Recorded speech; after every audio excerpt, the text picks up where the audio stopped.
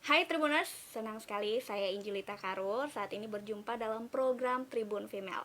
Nah, Tribuners, kali ini kita kedatangan bintang tamu, seorang perempuan cantik, luar biasa kece, generasi Z ya. Hari ini kita kedatangan, langsung saja kita sapa narasumber kita, Tasya. Halo Tasya. Halo Kak. Apa kabar Tasya? Puji Tuhan, baik. Tuhan. Oke, nah Tribuners, kita akan membahas tema kita yaitu proses untuk mencapai proliga. Seperti apa nih Tribuners? Namun sebelumnya ada pepatah bilang tak kenal maka tak sayang nih Tasya. Boleh Tasya perkenalkan diri kepada Tribuners dulu nih. Halo Tribuners, perkenalkan nama saya Anastasia Regina Putri Renyaan. Biasa dipanggil Tasya ataupun Aca. Saya umur 23 tahun. Saya pekerjaan masih mahasiswi, tempat tinggal alamat Perumo Umbi Indah. Oke, jadi itu dia Tribuners, sedikit perkenalan dari Tasya nih. Kita akan mengupas-ngupas nih Tribuners, di umur 23 tahun Tasya sudah banyak juga prestasi-prestasinya, dan kira-kira seperti apa sih perjuangan dan juga proses menuju Proliga ini bersama dengan Tasya, karena Tasya juga saat ini seorang atlet voli ya Tasya ya. Nah, kalau boleh tahu tuh Tasya sudah menjadi seorang atlet itu di usia berapa sih Tasya? Jadi Tasya tuh jadi atlet sekitar umur 14 tahun. Atlet 14 iya, tahun. 14 tahun. Mama, jadi kenapa jadi atlet itu tuh karena mama itu dulunya juga atlet voli, Kak. Oh, jadi dari Iya, orang tua juga, orang dari tua, mama ya. Mama atlet voli. Terus Tasya kan 4 bersaudara. Terus mama tuh pengen, mama bilang katanya, pengen dong anak mama ada yang jadi atlet. Tapi tuh yang kakak-kakak 3 orang tuh kayak, nggak mau jadi atlet, pengen jadi kayak orang biasa aja. Nah, pas mungkin Aca menunjang kan, postur juga ada, mama juga makanya bilang, dulu tuh Tasya sebenarnya atlet basket, Kak.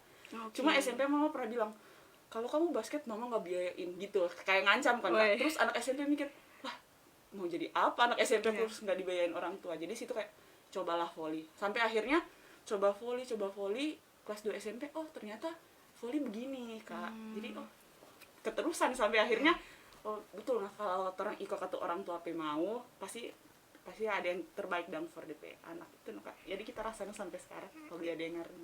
Jadi ini memang, tapi dari di usia 14 tahun ya, 14 di usia 14 tahun sendiri memang sudah keinginan untuk menjadi voli itu memang sudah melekat dari Tasya sendiri, atau memang karena dari mama, dari tadi kan mama bilang juga ada yang awalnya sih, Kak, kayak coba-coba dong dulu. Jadi coba tapi akhirnya pas lihat senior ikut turnamen, kayaknya enak, dapat penghasilan, dapat uang, ada nama, jadi semua orang tuh kayak kenal, ternyata voli gini. Akhirnya ada kemauan, Kak, sampai kelas 3 pertama kali itu ikut turnamen di KONI. Tasya ingat itu penghasilan pertama 75.000. 75.000.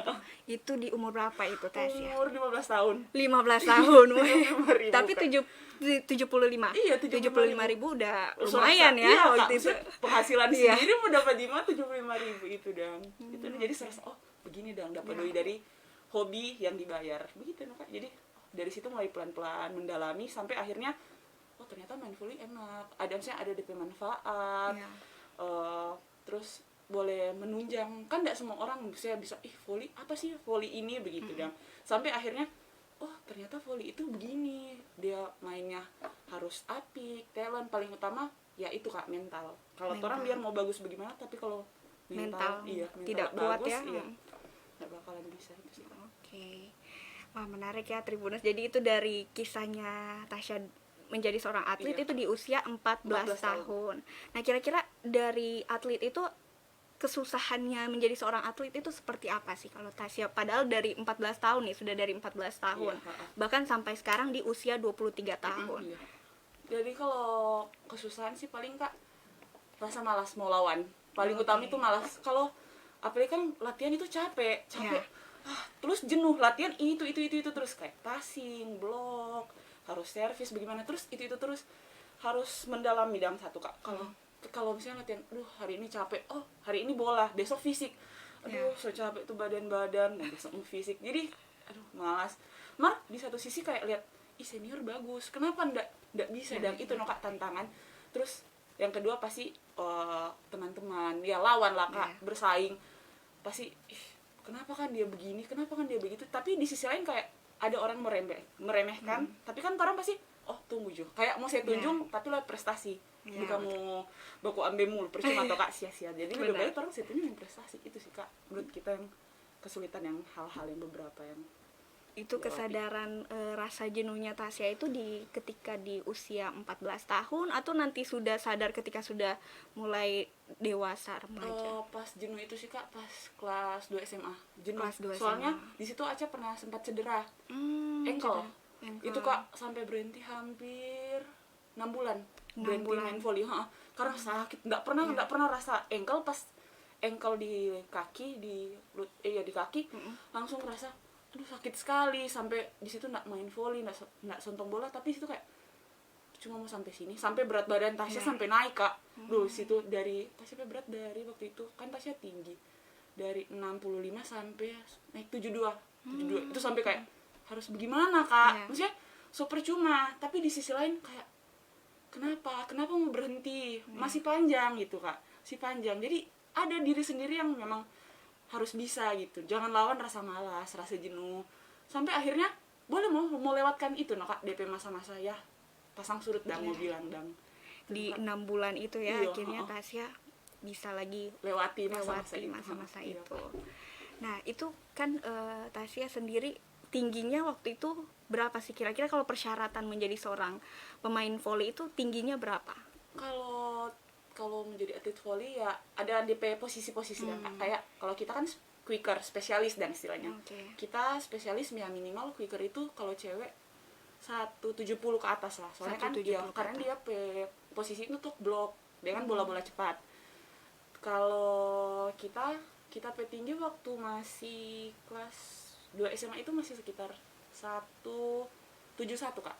171. Iya, itu kelas 2 SMA. Tapi memang sudah kelihatan menunjang Kak. Jadi masih SMA, anak SMA tuh tinggi sekali ya. Itu Kak. Nah, itu kan bisa jadi ya waktu masa-masa SMA itu kan ada kayak paskibraka, basket. Nah, apakah waktu itu di SMA tuh Tasya memikirkan kayaknya bisa nih paskibraka atau tetap di volley? Dulu sempat kak sekali latihan paskibraka itu karena kan menunjang toh, tapi pas tinggi latihan, juga kan itu kak pas latihan kayak apa paskibraka begini dan kak, bukan tapi beda jadinya ya. langsung kan pas waktu itu Tasya pelatih wakil kepala sekolah situ dan kak Nerla, terus dibilang coba dong paskibraka apalagi tinggi, langsung bilang aduh Ner, Aca nggak mau ikut, so cukup dan biar jadi volley. Pernah kak dapat panggil di basket, cuma mau pinjam begitu dong. Terus mama bilang kalau mana mau di basket nanti kan apa volley bagaimana, apa kan beda kak, kalau basket dibanting, kalau volley di passing tetap tuh beda. Jadi mama bilang terserah nu Pak Aca kan yang rasa sendiri, Tasya yang rasa. Maka Aca bilang biar harus mendalami satu, kalau orang mau kesana kesini nggak bakalan mau jadi kak, susah. Jadi memang sosok seorang ibu ya, seorang mama itu benar-benar mendorong sekali Tasya di olahraga volley ini ya Tasya. Nah, Tasya kan juga tentunya di usia 14 tahun ini sudah menjadi seorang atlet volley. Nah, tentunya pasti adalah banyak bahkan prestasi-prestasi yang mungkin Tasya sudah peroleh. Nah, itu dalam seperti kita tema kita yaitu adalah prosesnya Tasya menuju Proliga. Nah, itu seperti apa sih Tasya? Waktu 14 tahun ya paling turnamen kak yang masih antar SMA, masih begitu-begitu dah. Dari yang kecil-kecil dulu. Dari yang kecil-kecil dulu. Abis itu Popnas, Popil kan pekan olahraga wilayah, Popnas pekan olahraga nasional, tapi antar udah daerah, udah DKI, Jabar, udah semua yang itu kak. Terus abis itu pas Aca kelas 2 SMA itu sudah seleksi Prapon Sulut. Prapon Sulut 2 SMA itu. Iya, kelas 2 SMA itu, Kak. Waktu setelah dari 6 bulan cedera. Iya, okay. Itu cedera. Tasya cedera itu kelas 1 SMA. Di situ langsung kayak orang kan biasa Tasya itu latihan di Mansa. Beres sekolah langsung latihan jam 3. Jadi begitu Kak tiap hari. Kebayang itu ya capeknya belajar, udah capek belajar, capek latihan, makanya pas 6 bulan itu ya sekolah langsung pulang rumah ya karena nggak bisa latihan kak, jadi itu no kak, pas ada seleksi prapon, nah di situ bilang oh ada mau prapon sulut, terus di situ kayak mau pengen nggak mungkin kan mau terpuruk terus kak kalau cedera. Jadi pengen, akhirnya latihan pelan-pelan dan puji Tuhan itu Tasya terpilih no kak prapon. Abis itu pas prapon latihan sama yang senior oh ternyata begini latihan sama senior kan beda kak. Namanya anak SMA sama yang sudah senior yang pengalaman sudah banyak, apalagi salah satu senior itu Kak April Manganang yang dulu memang sama-sama di sempat juga ya di PON Sulut. Jadi kayak rasa oh ternyata begini latihan sama senior, beda suasananya. Terus kan mereka kasih motivasi, kasih semangat. Jadi akhirnya Tasya di situ mau. Jadi makin semangat Kak mau latihan volley gitu. Sampai akhirnya singkat cerita prapon Tasya TC di Bekasi selama hampir lebih 6 bulan. Habis itu DP pertandingan prapon juara 1 di Makassar. Habis itu langsung ke PON di PON Jabar itu. Itu dari prapon Sulut itu dari berapa orang sampai Tasya yang terpilih? Jadi waktu itu prapon Sulut orang ada berapa orang? Ada sekitar banyak yang udah seleksi itu. Iya, ada banyak orang yang seleksi, tapi yang udah masuk anak-anak Sulut ada sekitar 8 orang anak Sulut yang termasuk itu dang. Tapi DP sisa tuh ada pemain, ada ambil pemain dari Jawa dang. Jadi orang campur no kak. Karena kan memang mau lihat pengen juara apa enggak. Jadi orang campur no, sama-sama menyesuaikan kak. Jadi bersaing secara sehat dari situ. Kan kalau orang mau stuck di situ terus enggak mungkin mau jadi suara hebat. Tapi kalau orang mau lihat ternyata pemain Jawa begini. Jadi ada rasa pengen mau saya tunjung, sama-sama kok makan nasi begitu dan istilahnya dan kak. Jadi itu persiapannya dari Tasya sendiri itu waktu terpilih itu seperti apa nih dari Tasya sendiri ketika terpilih? Paling Tasya tambahan kak. Kalau misalnya ya tambahan di rumah, misalnya latihan jam 3, Tasya pagi sudah bangun, skipping, jogging, jam 3 sore kan latihan. Jam 3 sore. Kan itu sudah ada surat dispen. Jadi otomatis latihan jam 3 sore Tasya ada pagi Tasya bergerak sendiri, entah itu skipping, jogging ataupun sit up, back up, yang penting bergerak dan kak. Jadi tambahan for diri sendiri, soalnya mau bersaing sama senior. Iya, aduh, senior itu ada rasa takut nggak sih dari Tasya sendiri ketika menghadapi senior nih ya kan? Ya paling kak takut pasti ada lah, terus minder kan, maksudnya masih anak SMA, belum bisa apa-apa, istilahnya baru ke prapon. Terus seniornya itu di usia berapa mereka? Senior itu sekitaran Tasya 16, mereka sekitar 20 tahun. 20 tahun, wow. Senior. Lawannya anak SMA.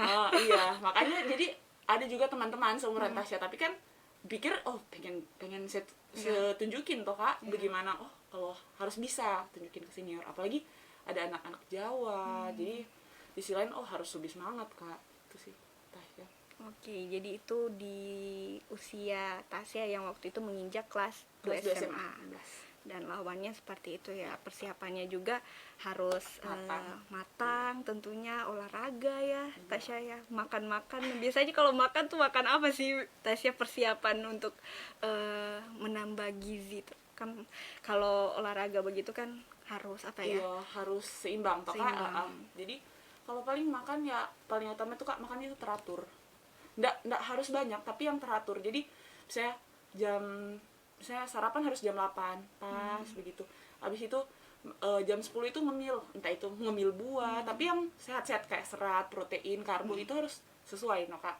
Karena kan apa yang orang bakar harus kembali lagi pada orang. Kalau orang nggak seimbang pasti, apalagi atlet kan kak mau bilang DP latihan berat. Kalau orang nggak latihan bagus pasti mau sakit. Jadi paling atur makan, atur tidur, apa yang masuk kayak karbo, protein, vitamin paling penting juga kak, itu harus diatur, sesuaikan itu nih kak.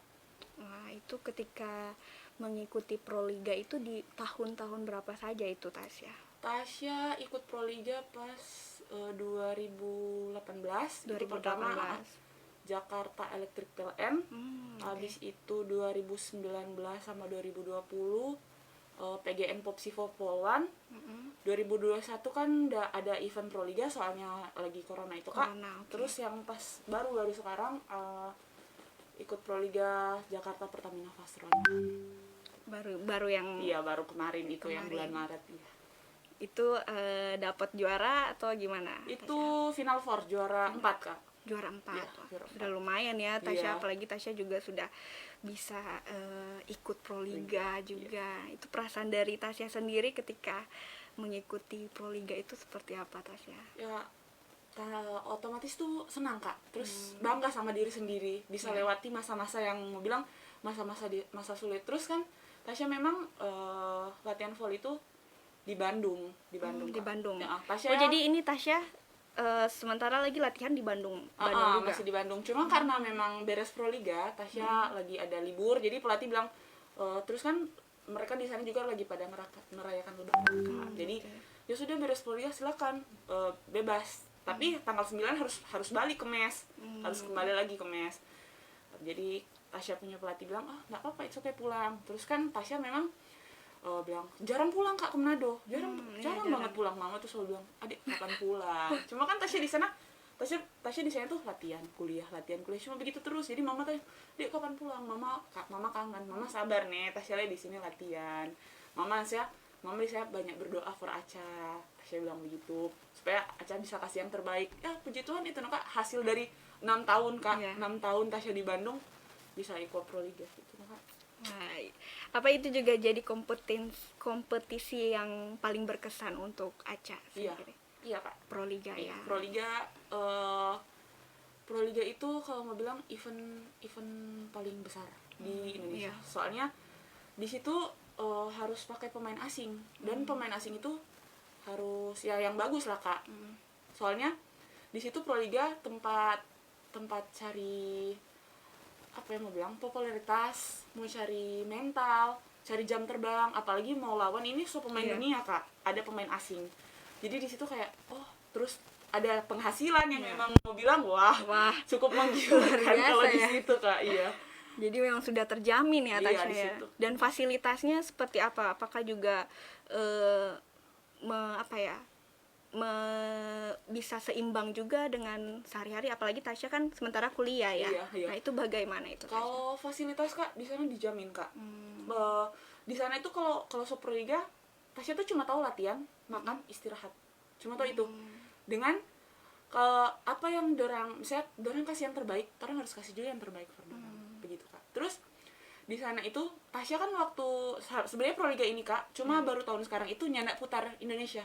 Waktu 2018 itu di Palembang. Dorang putar Palembang, Jakarta, Jogja, Bandung, putar-putar Indonesia Kak. Karena ini event besar Kak. Jadi cari-cari penonton. Jadi kan banyak juga kan orang yang memang mau bilang gila volley Kak. Jadi siapa yang nggak kenal maksudnya Proliga, main Proliga begitu Kak.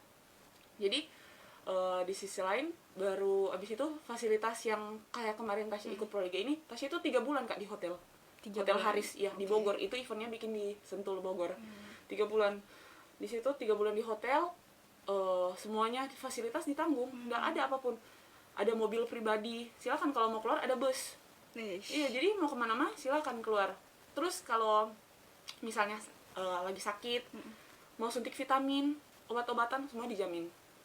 Apapun itu dijamin semua. Fasilitas kayak kan kalau orang atlet volley harus ada deker, kostum, apa semua yang perlengkapan volley itu dilengkapi dengan semua. Jadi orang cuma tahu latihan Kak. Latihan, kasih yang terbaik ya itu ya. Terbaik.